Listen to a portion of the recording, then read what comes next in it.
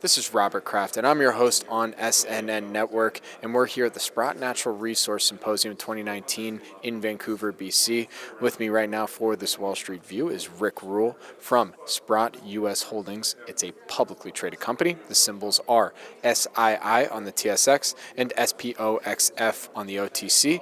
Rick, thank you again for having us. Pleasure. Thanks for coming back. It's always a pleasure coming to this conference. So for our audience, for those who don't know the Rick Rule, let's get a background first, and then we'll get into some topical stuff.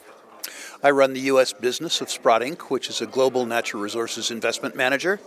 I've been in the natural resource business, I'm embarrassed to say now, for about 45 years. I guess the message I'd like to leave with your people is that ours is a very cyclical business. Bear markets are the authors of bull markets in turn are the authors of bear markets. We've been through a bear market that's one for the record books. The consequence of that is that we think the rebound from that, the bull market, which we think we're into now, will also be one for the record books.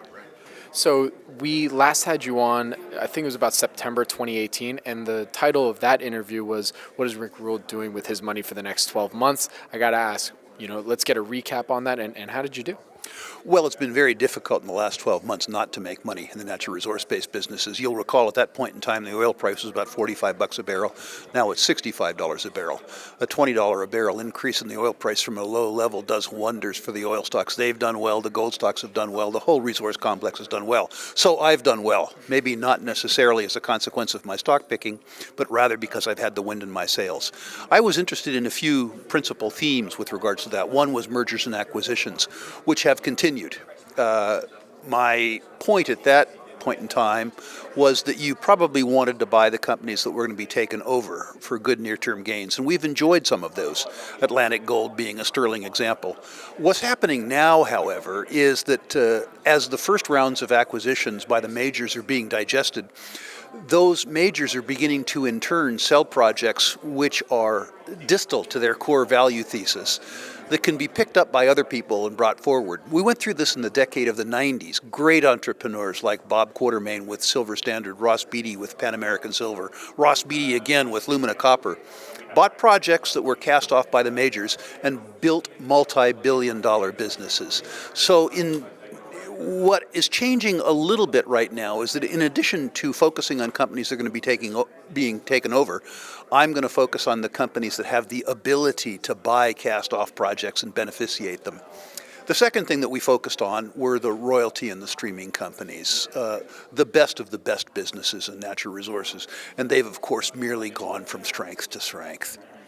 The third thing I've looked at was exploration, and the exploration stocks haven't done particularly well. They've done as well as the market per se, which is to say that they have done okay, but they traditionally move late in the cycle. So we think that that's the cheapest sector in front of us. We think that that sector probably begins to catch fire 12 to 18 months from now.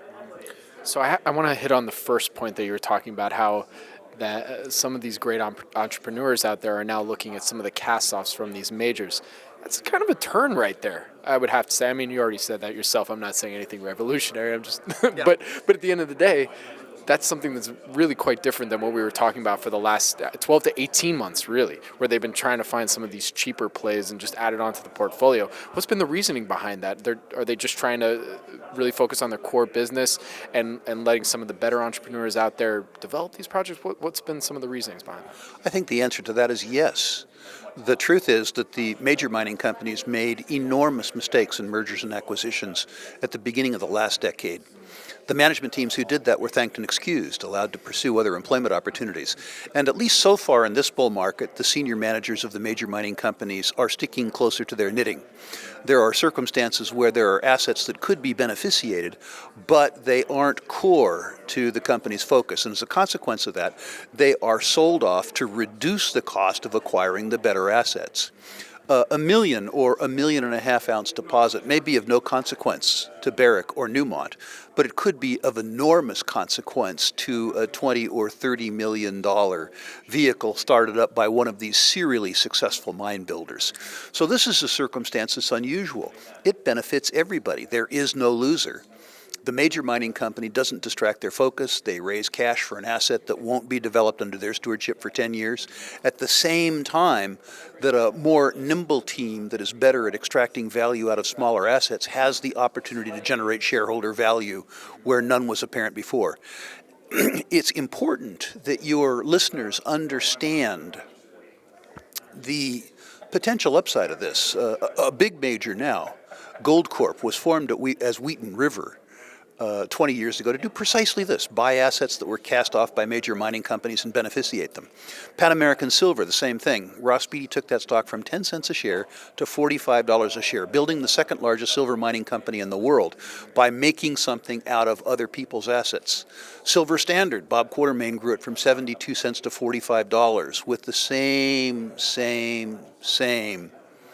business plan. And it isn't just precious metals. Ross Beatty again did this with Lumina Copper, taking the stock from an initial financing of 50 cents to, if my memory serves me well, 7 dispositions totaling over $160 per share. So I have to ask, for these cast-offs, is there any asset class in particular that's been of most interest to some of the entrepreneurs out there? Or has it been more or less okay, there's good deposit, small deposit, there's something, it doesn't really matter? The easiest assets to raise money on are precious metals assets. So probably the most attractive assets are gold assets. They may or may not be the most attractive assets from an economic point of view, but they are the easiest assets to raise institutional capital from to beneficiate. So I would suspect that early in a resource bull market, which is what we are in, that the assets that will attract the most attention are either gold or silver assets. Speaking of silver, I've spoken with a number of companies and experts on gold and what's going on in the space, but little has been really paid attention to silver. I mean, can you comment on this asset class? Where are we at in the cycle for silver? For the speculators among your listener, silver always holds a special fascination. Historically, when the gold prices moved, the silver prices lagged, but then the silver price outpaces the gold price. Silver is ubiquitous, but silver stocks, particularly good silver stocks, are rare.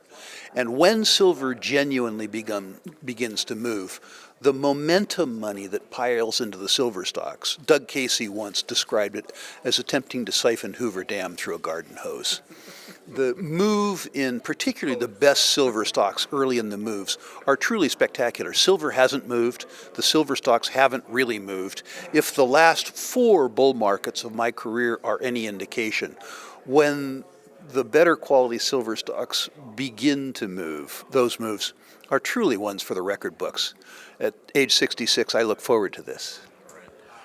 So, what would you say if you had to prognosticate? I'm not going to, call you an oracle or anything like that. But if you had to prognosticate, I mean, what would you say then is the potential, either black swan event, or what is it that's really going to cause the turn? And eventually, I mean, we saw it go from 12 gold at the very least go from 1,200 to 1,400. I mean, what is the next event, the seismic event that you will see and you'll start to see this climb up? What's lovely about natural resource-based businesses is that you don't need a black swan event. These businesses are very, very predictable. They're cyclical. Bear markets are the authors of bull markets, and the bear market that we've been through is truly one for the record books. The TSXV Resource Index off by 88% in nominal terms. The stage has been set.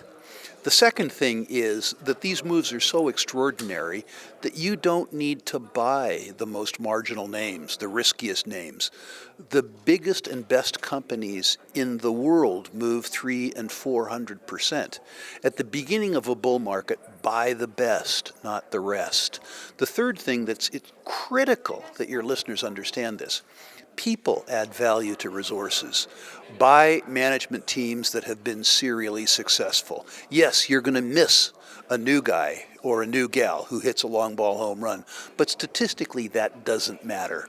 The people who have been successful in the past are going to be successful again. So, to recap, bull markets follow bear markets. We had a great bear market. We're going to have a really good bull market. Buy the best, not the rest. And with people, buy the best too. So then, let's say for the next 6 months? Because we'll probably do another interview before then. But for the next 6 months, what are some things that our audience should look for? In the very near term, the gold and silver stocks have run pretty fast. My suspicion is that they need to consolidate.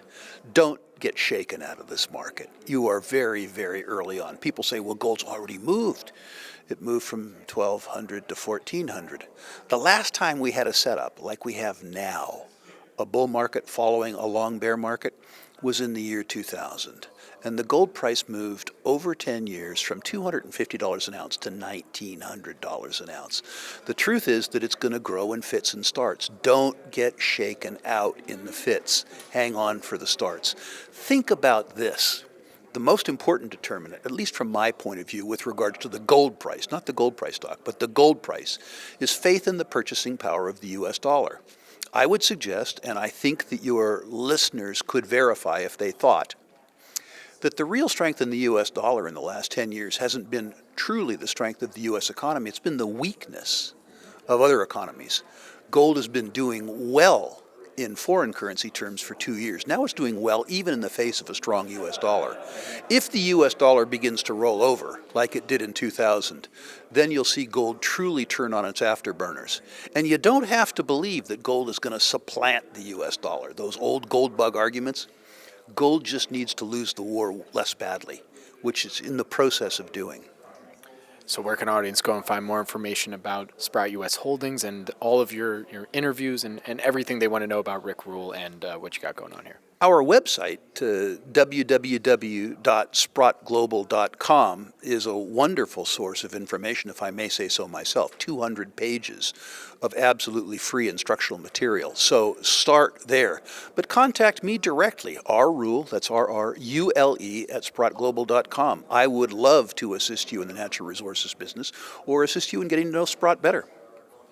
My name is Robert Kraft, and I'm your host on SNN.Network, and we're at the Sprott Natural Resource Symposium 2019 in Vancouver, BC. With me again has been Rick Rule from Sprott U.S. Holdings, publicly traded company. 2 symbols for you, SII on the TSX and SPOXF on the OTC. Rick, always a pleasure. Thank you so much. Always a pleasure. Thanks for supporting the conference. Of course, thank you.